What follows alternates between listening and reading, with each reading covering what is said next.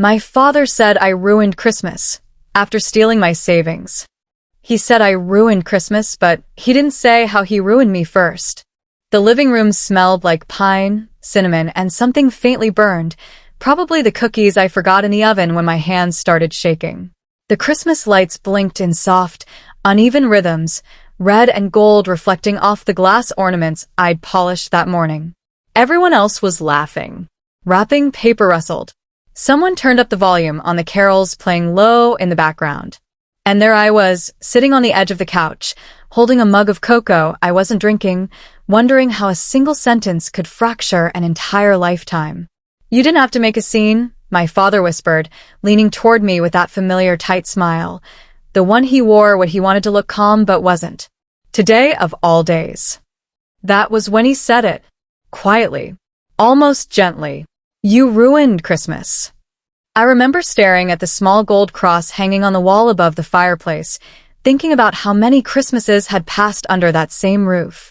How many times I'd swallowed my feelings for the sake of peace. How many times I'd told myself, he's still your father. Let it go. But that day, something in me refused to let it go. My name is Margaret, and I'm the daughter who saved every penny she earned, only to find out her own father had helped himself to it, and somehow made me the villain for noticing. Before that Christmas, my life was quiet. Not perfect. Just steady in the way you learn to appreciate once you've survived chaos. I was 42 years old, divorced for almost a decade, with one grown daughter who lived 2 states away and called me every Sunday like clockwork. I worked as an administrative coordinator at a small logistics firm. Nothing glamorous, but it paid the bills and allowed me the dignity of independence. I packed my lunch most days, drove the same silver Toyota I'd had for 8 years, and spent my evenings either reading, watching old movies, or crocheting blankets I never seemed to finish. After my divorce, I'd moved back into my childhood home, not because I wanted to, but because life had humbled me enough to accept help when it was offered. My mother had passed 5 years earlier, and my father didn't like being alone. He said the house echoed too much without her. I told myself it was temporary, just until I got back on my feet. That was 3 years ago. Living with my father again felt like stepping into a version of myself I thought I'd outgrown. He still called me Maggie, still knocked once before entering my room like I was 17, still commented on what time I came home. But there were tender moments too, shared dinners, old stories, quiet evenings watching game shows neither of us cared about. Money, however, was the one thing I kept strictly separate. After my divorce, I promised myself I would never again be financially dependent on anyone.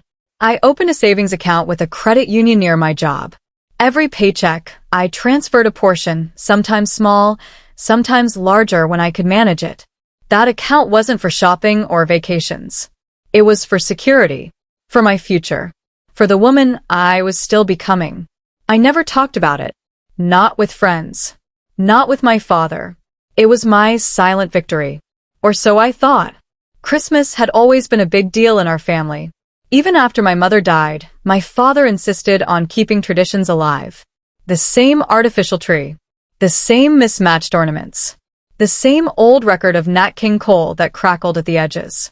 That year, I'd gone all out. More than usual. I bought my father a warm wool coat he'd admired in a shop window months earlier. I wrapped it carefully, smoothing the paper, tying the ribbon twice because I wanted it to look right. I even baked my mother's fruitcake recipe, though it never tasted the same without her humming in the kitchen. What I didn't know was that Christmas had already been compromised, long before the gifts were placed under the tree. The first sign came 2 weeks earlier, on a Tuesday morning that felt ordinary in every possible way. I was at work when my phone buzzed with a notification from my bank. At first, I ignored it. Notifications were usually reminders or low-balance alerts on my checking account. But something made me glance down. Withdrawal, $2,500. I frowned, staring at the screen like it had insulted me. I hadn't withdrawn anything. I refreshed the app. The number didn't change. My savings balance had dropped sharply, the neat little cushion I'd built suddenly thinner. My chest tightened, not panic yet, just confusion. Maybe it was a mistake. Banks made mistakes, right? I called during my lunch break, sitting in my car with the engine off, the steering wheel cold under my palms. The woman on the line spoke politely, efficiently, confirming my identity before explaining the transaction. It had been done in person, with valid identification. Was the withdrawal authorized? She asked. I hesitated. I don't understand how it could be. There was a pause on the line, the faint clicking of keys. Ma'am, the individual who withdrew the funds was listed as having access to the account. Access. The word echoed in my head. I'd added my father years ago, back when I first moved in, just in case something happened to me. Just in case. It had seemed responsible at the time. I never imagined. No. I shut that thought down immediately. There had to be an explanation. That evening, I watched my father closely. The way he stirred his tea. The way he cleared his throat before speaking. The way he avoided my eyes when I mentioned bills. You seem quiet, he said, not looking up from his plate. Just tired, I replied, forcing a smile. That night, I lay awake listening to the house settle, the familiar creaks and sighs of old wood. I told myself not to jump to conclusions. He was my father, the man who taught me how to ride a bike, who worked double shifts so I could go to college, who held my hand when my mother died. Still, my savings account was lighter, and Christmas was coming. Before I continue, let me ask you something, my besties. Where are you listening from today? Here in the UK, the US, or somewhere else?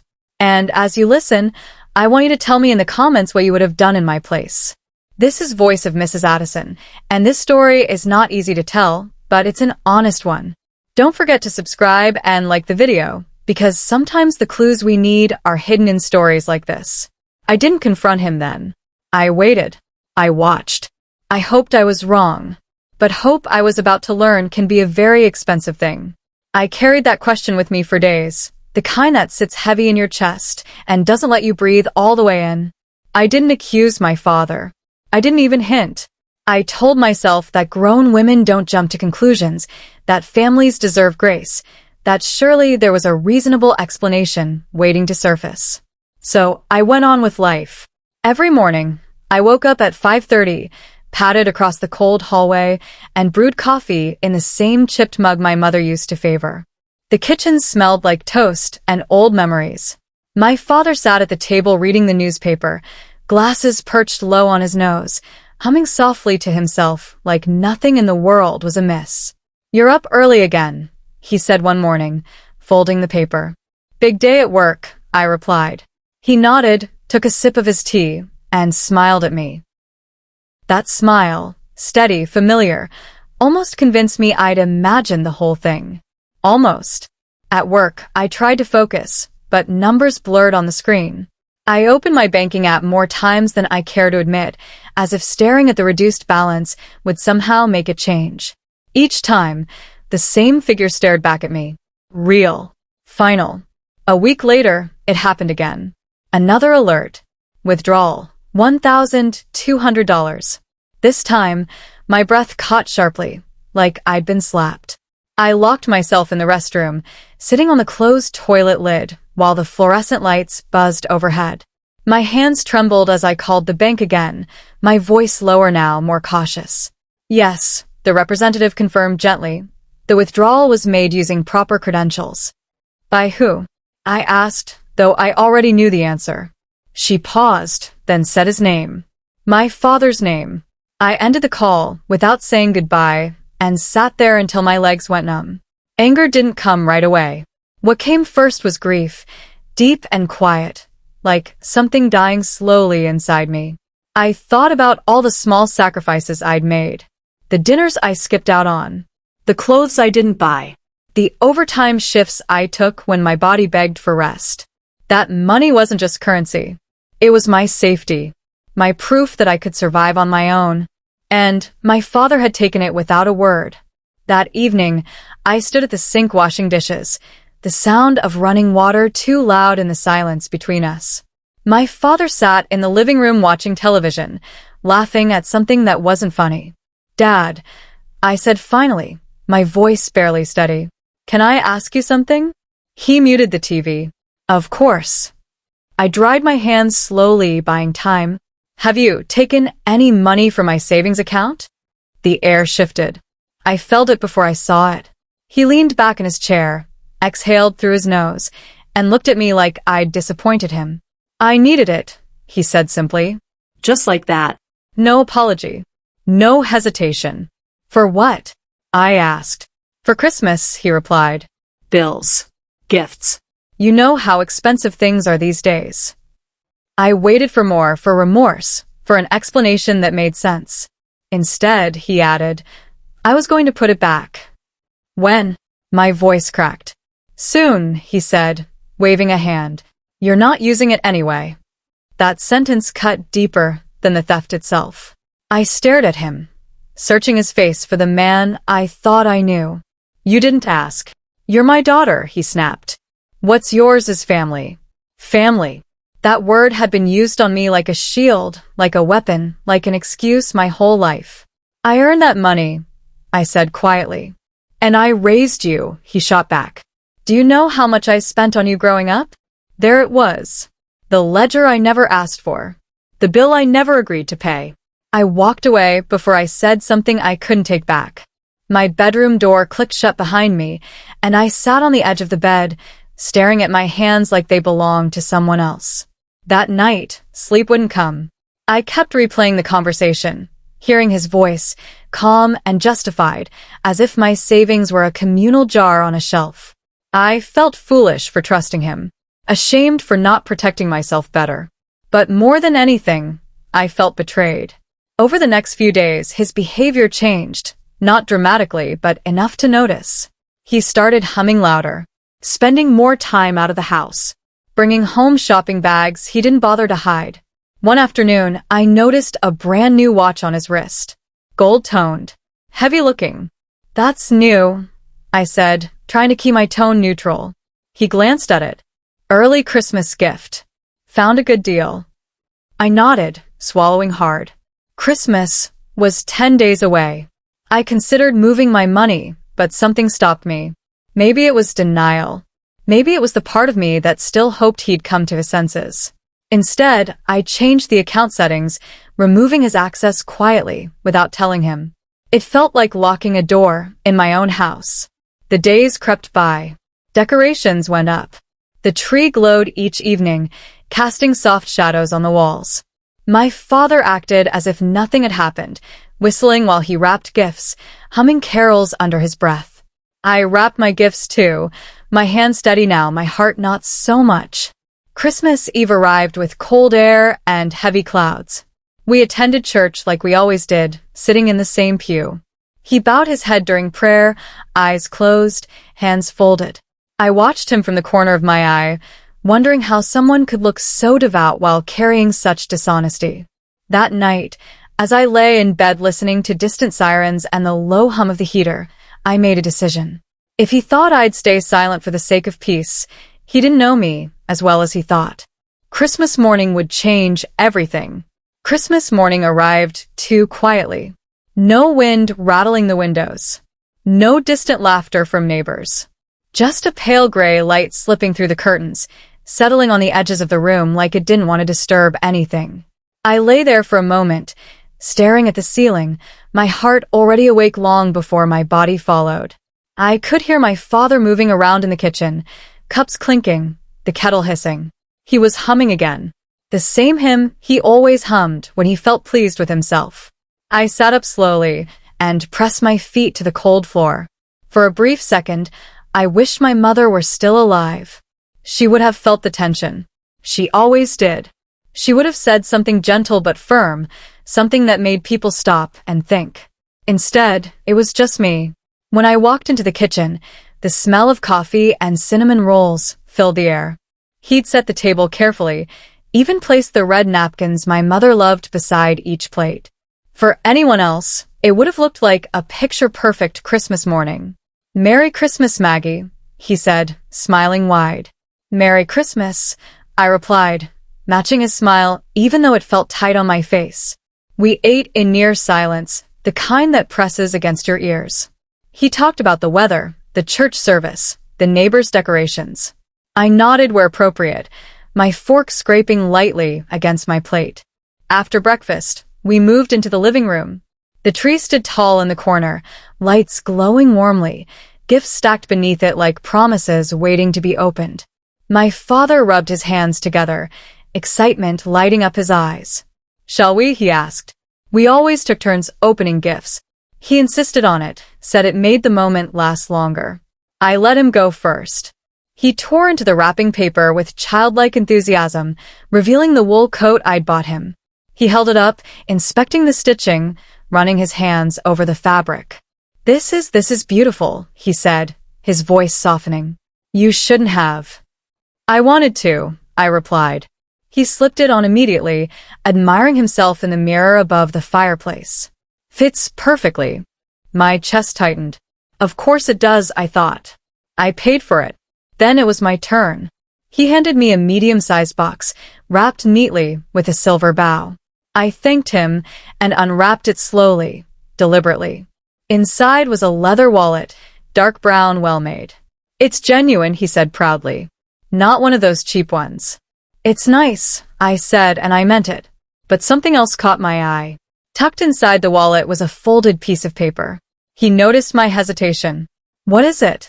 I unfolded the paper. It was a receipt. For my bank. A withdrawal receipt. The room seemed to tilt. My father's smile faltered. "Oh," he said lightly. "That must have slipped in there." I stood up, receipt in hand, my voice steady, but loud enough to cut through the soft music still playing in the background. "You took more money." His expression hardened. "Margaret." "Including yesterday," I continued. "On Christmas Eve." Silence. The carol on the stereo ended, replaced by the faint ticking of the clock on the wall. Each second sounded like a hammer. "I told you I needed it," he said, his tone sharp now. "You didn't have to bring this up today." "Today?" I repeated. "You mean the day you handed me proof of what you did?" His face flushed. "I was trying to do something nice. With my money," I said. My hand shook now, the restraint I'd practiced for weeks finally cracking. "You took over $5,000 from me, without asking." He stood up too, his chair scraping loudly against the floor. "I am your father, and I am your daughter," I replied. "Not your bank." That's when he said it. "You've ruined Christmas." The words hung there, heavy and absurd. I laughed then, not because it was funny, but because it was unbelievable. "No," I said softly. "You ruined it when you decided my savings belonged to you." He shook his head, pacing now. "Everyone takes from family. That's how it works." "Not like this," I said. "Not in secret." He looked at me like I was a stranger. "You've changed." "Yes," I said. "I had to." The front door creaked open just then, and my Aunt Clara stepped inside, cheeks red from the cold, a plate of cookies in her hands. "Mary," she began, then stopped short when she saw our faces. "What's going on?" she asked carefully. My father opened his mouth, but I spoke first. "He's been taking money from my savings account without my consent." Her eyes widened. "Is that true?" He sighed dramatically. "It's being blown out of proportion." "How much?" she asked. I held up the receipt. She took it, reading slowly. Her lips pressed into a thin line. "This is serious." He threw his hands up. I was going to pay it back. "With what?" I asked. "Your new watch? Your gifts." Aunt Clara set the cookies down, her voice firm. "You should have asked." He looked at her, then at me, realization dawning that the room was no longer on his side. "That money was for my future," I said, my voice breaking at last. "For security. And you treated it like spare change." For a moment, I saw something flicker in his eyes. Regret, maybe. Or fear. But it passed. "Well," he said stiffly, "I suppose I'm the villain now." No one answered. The tree lights blinked softly, indifferent to our pain. Before I continue, let me pause here, my besties, because this is the moment everything shifted. Would you have spoken up in front of family or stayed quiet to keep the peace? Tell me in the comments. This is Voice of Mrs. Addison. And if this story is touching something deep in you, please like and subscribe. You're not alone here. Aunt Clara pulled me into a hug, her arms warm and steady. My father stood by the fireplace, staring at the floor, his reflection in the mirror looking smaller somehow. Christmas, as we knew it, was over, and the consequences were just beginning. The rest of Christmas Day unfolded in a strange, suspended quiet, like the house itself was holding its breath. Aunt Clara stayed longer than planned. She moved around the kitchen with purpose, reheating food that no one was hungry for, clattering pots just loud enough to break the silence. My father retreated into himself, sitting in his armchair with the television on mute, staring past the screen as if the answers might appear there. I stayed in my room for a while, the receipt still folded in my palm like evidence I couldn't put down. My phone buzzed with messages from my daughter. "Merry Christmas, Mom," and I stared at her words, wondering how I would explain this to her without poisoning her memories of her grandfather. By evening, the house felt colder. Aunt Clara finally spoke the words that had been hovering in the air all day. "Margaret, you should protect yourself." I nodded. I already changed the account. She gave me a look of quiet approval. "Good." My father overheard us. "So that's it," he said, his voice edged with hurt. "You don't trust me now?" I met his gaze. "You gave me a reason not to." He stood abruptly, coat in hand. "I'm going for a walk." The door closed behind him with a final thud. That night, I didn't cry. I felt hollow, emptied out by the confrontation, like a house after a storm. I lay awake listening for his return, but when he finally came back, it was well past midnight, his steps heavy on the stairs. The days that followed were worse than the confrontation itself. He didn't apologize. Not once. Instead, he became distant, clipped in his responses, making sure I felt the weight of his disappointment. He told relatives that I was being difficult, that I'd misunderstood the situation. Some nodded sympathetically when they spoke to me. Others avoided me entirely. Family gatherings grew tense. Conversations stalled when I entered a room. I could feel the unspoken question hovering. Why couldn't you just let it go? But I couldn't. A week later, I received a call from my bank. My stomach tightened as I answered. "Ms. Williams," the representative said, "we wanted to follow up regarding the unauthorized withdrawals." Unauthorized. Hearing the words said out loud felt like both relief and heartbreak. They explained my options: formal dispute, legal action, recovery possibilities. Each choice came with its own consequences. I thanked them and hung up, my hands cold. That evening, I told my father I'd contacted the bank. He stared at me like I'd slapped him. "You wouldn't," he said. "I did," I replied calmly. His face darkened. "After everything I've done for you." "That's not a shield," I said. "It doesn't give you the right to take from me." "You're going to shame me," he hissed. "People will talk." "They already are," I said softly. That's when his anger broke through. "You're selfish. Ungrateful. All this over money." I didn't raise my voice. "It's not just money. It's trust." He turned away, muttering under his breath. 2 days later, Aunt Clara called me again. "Your father told the family you're threatening him." I closed my eyes. "I'm not." "I know," she said. "But the story is spreading." And spread it did. My cousin Linda called, her tone cautious. "He's your father, Margaret. Couldn't you just work something out?" "I tried," I said. Silence. Another aunt suggested mediation. Another said I was being too harsh. No one asked how I felt. No one asked what it was like to realize the person who raised you could betray you so easily. Until my daughter called. "Mom," she said, her voice tight. "Grandpa told me you're upset over some money." I swallowed. "Is that what he said?" "He said you embarrassed him."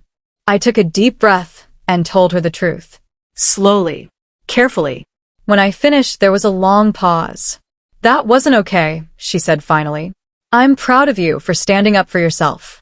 Tears slipped down my face then, quiet, cleansing ones. Validation, when it finally comes, can feel like oxygen. The bank investigation moved forward. Statements were reviewed, records examined. The truth, once buried under family loyalty and tradition, rose steadily to the surface. One afternoon, A letter arrived. Approved reimbursement. Partial recovery. What it became was honest. And honesty, I learned, is quieter than drama, but far more demanding. We started meeting once a month. Never at his house, never at mine. Always neutral places. A cafe. A park bench.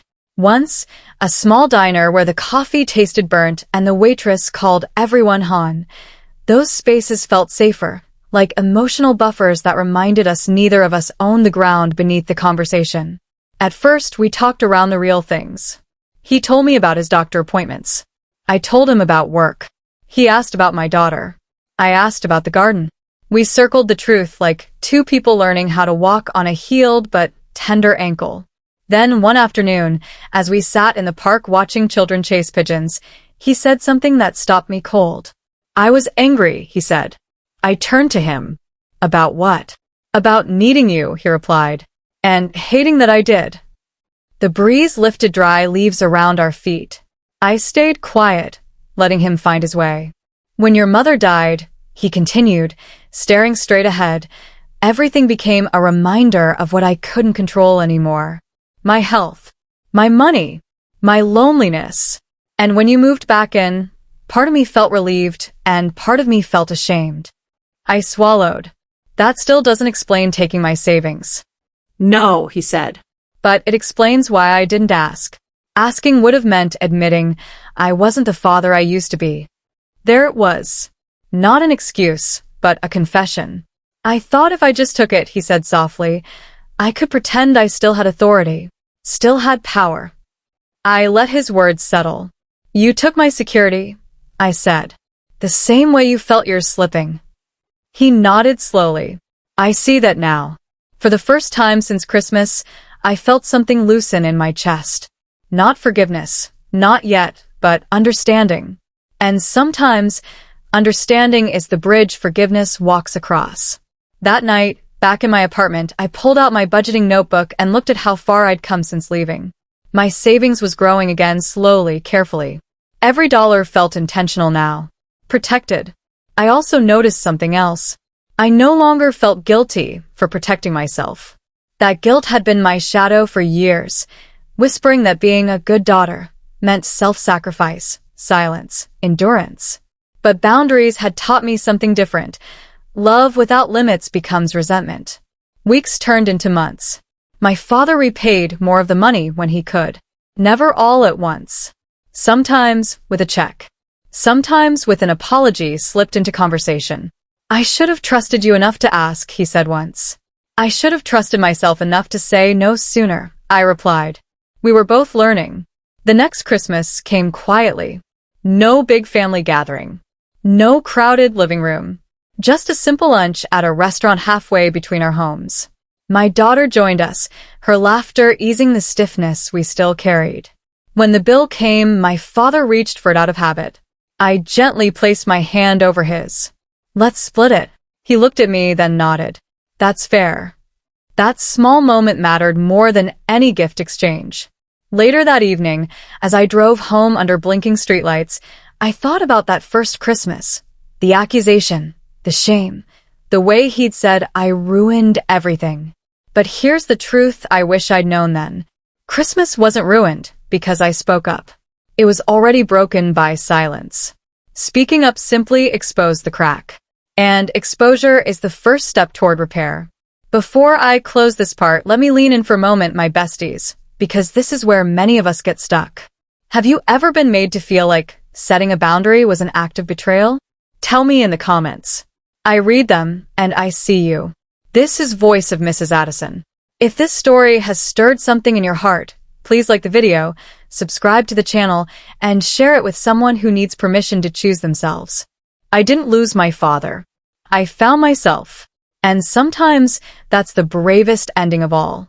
You know, when people hear this story, some of them still ask me the same question in different ways. Was it really worth it? Was the money more important than family? Couldn't you have just let it go? And every time I pause, because those questions usually come from people who were taught to survive by shrinking. Here's what I've learned, my besties. When someone takes from you without consent, whether it's money, peace, time, or dignity, and then blames you for noticing, the problem was never your reaction. The problem was the entitlement that lived quietly in the room long before you spoke. I didn't ruin Christmas.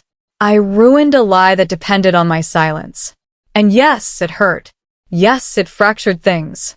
But it also healed something deeper inside me, the part of myself that believed love meant self-erasure. If you're listening to this right now, and your chest feels tight, if this story sounds uncomfortably familiar, I want you to hear this clearly. You are not disloyal for protecting yourself. You are not wicked for drawing a line. And you are not ungrateful for demanding respect. Boundaries don't destroy families. Unspoken resentment does. Before we part, let me ask you something from the heart. Where are you listening from today? Here in the UK, the US, or somewhere else in the world? And tell me in the comments, what would you have done in my place?